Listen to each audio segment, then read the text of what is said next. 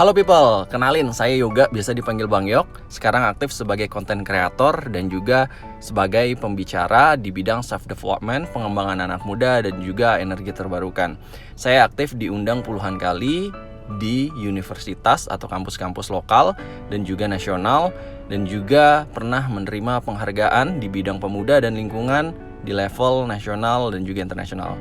Saya membuat video ini untuk membantu teman-teman berkembang, semoga bermanfaat.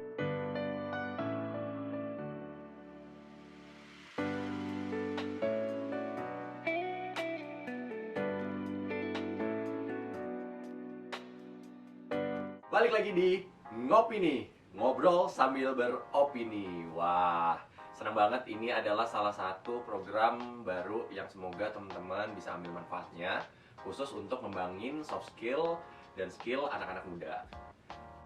Ya, kita hari ini bakal ngomongin tentang gimana sih caranya berpikir kritis. Dan menurut kamu berpikir kritis itu apa? Berpikir kritis itu kayak bernafas, teman-teman. Kita sudah tahu bagaimana caranya, namun itu bisa ditingkatkan. Berpikir kritis itu juga biasa disebut dengan the higher order of thinking. Jadi cara kita berpikir ke tingkat yang lebih tinggi untuk memecahkan suatu masalah.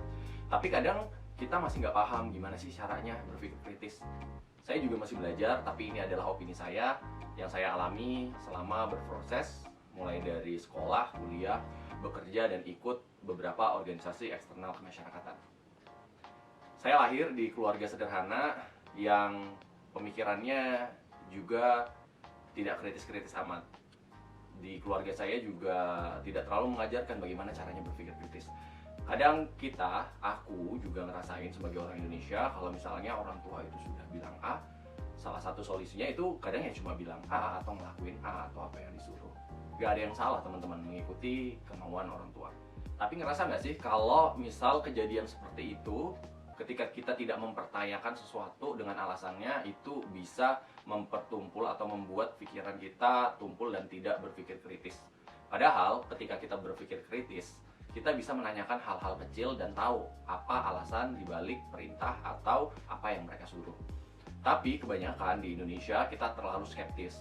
Kalau misalnya kita bertanya, dibilangin, anak ini banyak tanya, kamu tuh terlalu kecil, nggak usah terlalu paham.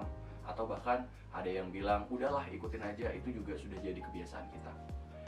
Yang perlu saya garis bawahi adalah jangan percaya apa kata orang lain karena kebiasaan mereka melakukan itu.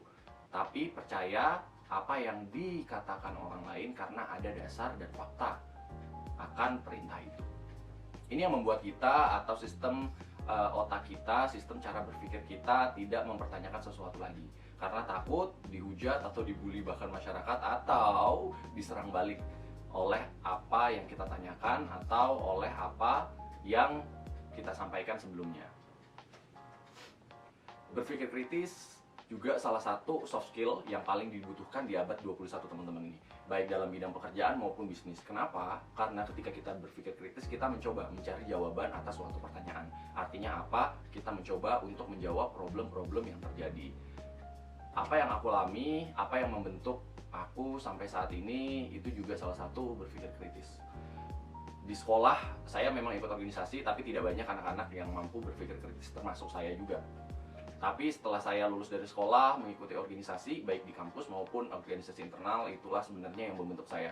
Ketika banyak ketemu dengan anak muda lain dari berbagai macam daerah, dari berbagai macam sekolah, bahkan dari berbagai macam negara, itu yang membuat saya terbuka pikirnya. Ternyata pertanyaan tidak sekedar pertanyaan. Pertanyaan akan menjadi pertanyaan ketika kita mengajukan pertanyaan yang berkualitas. Berpikir kritis juga seperti itu, teman-teman. Kita tidak hanya mengajukan pertanyaan, tapi kita juga meningkatkan kualitas pertanyaan kita. Contohnya seperti apa? Contohnya adalah kita mengajukan pertanyaan ketika kita meriset terlebih dahulu berdasarkan data-data yang kita dapat atau data-data dan fakta yang ada. Itu adalah salah satu contoh juga kita memulai untuk berpikir kritis. Yang membentuk saya adalah ketika mengalami focus group discussion, di mana itu adalah salah satu media atau platform untuk meningkatkan berpikir kritis. Nah, teman-teman, menurut aku berpikir kritis itu juga melatih bagaimana cara kita memecahkan suatu masalah. Tapi mungkin ada beberapa orang yang menganggap berpikir kritis itu dengan persepsi lain. Misalnya skeptis ketika kita menanyakan sesuatu yang berlebihan, atau ketika kita berusaha mencari sesuatu dan menanyakan sesuatu sedetail mungkin. Mungkin ada juga yang berpikir kita cari muka, kita mengajukan banyak pertanyaan yang sebetulnya tidak usah ditanyakan, tapi sebenarnya itu adalah cara memulai untuk berpikir kritis menurut saya. Kita menanyakan hal-hal detail yang sebenarnya kita ingin validasi dan kita butuhkan jawabannya.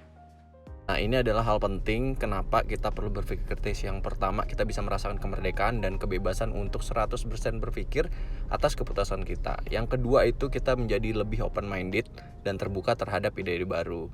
Nah, yang ketiga nih, kita lebih percaya diri terhadap opini hasil dari pemikiran-pemikiran kita yang objektif. Yang keempat, ini juga terakhir, yaitu terhindar dari hoax dan manipulasi atau berita palsu nih teman-teman. Tapi gimana caranya kita berpikir kritis? Yang pertama, kita harus menganalisa faktor yang terlibat. Yang kedua nih, kita berpikir seobjektif mungkin terhadap suatu topik yang ada. Dan yang terakhir, cara yang terakhir ini juga yang paling mudah, yaitu sadar akan adanya misinformasi terhadap suatu topik yang kita lihat.